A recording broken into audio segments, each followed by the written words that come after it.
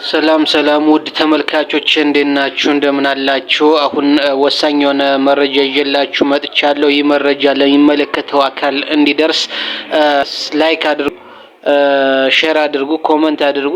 ስለዚህ ይህ ቻናል ሰብስክራይብ በማድረግ ተደራሽነቱ እንዲሰፋ እንድታደርጉ ስል በአክብሮት እጠይቃለሁ። ይህ መረጃ ምንድነው?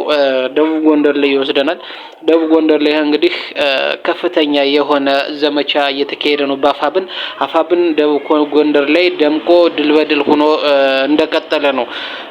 ከጋይንት እስከ ስማዳ እስከ ደብረ ታቦር የዘለቀ ኦፕሬሽን በማድረግ እንግዲህ በጣም ውጤታማ የሆነ የጠላትን ኃይል የማጽዳት ጥቁር አማሮችን የማጽዳት ዘመቻ ከፍቶ ነበረ። ይህ በጣም ስኬታማ በሆነ መንገድ እንደቀጠለ ነው።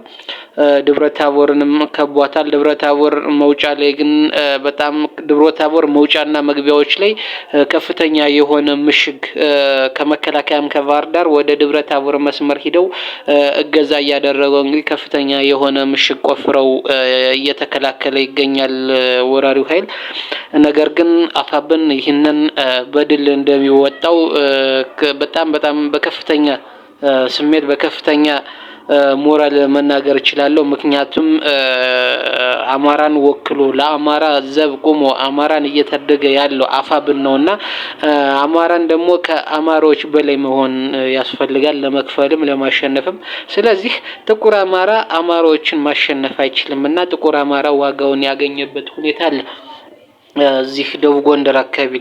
ምክንያቱም የነዛ የርዝራዦች ጥቁር አማሮች ልጆች ዛሬ እያስቸገሩ ቢሆንም ነገር ግን ከአማራና ከፋኖ የሚበልጥ ነገር የለም፣ በላይ የሚሆን ነገርም የለም።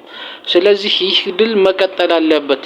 ሰሞኑን ወደ ቋራ አካባቢ አርማጮ ላይ ከፍተኛ ድል ተመዝግቧል። የዝናሽ ቅጥረኞች የዋጋቸውን አግኝተዋል። ጎጃም ላይ የሚታወቅ ነገር ነው። ወሎ ላይ እንደዚሁ፣ ሸዋ ላይ የሸዋን አማራ አንገት አስደፋለሁ፣ የወሎን አማራ አንገት አስደፋለሁ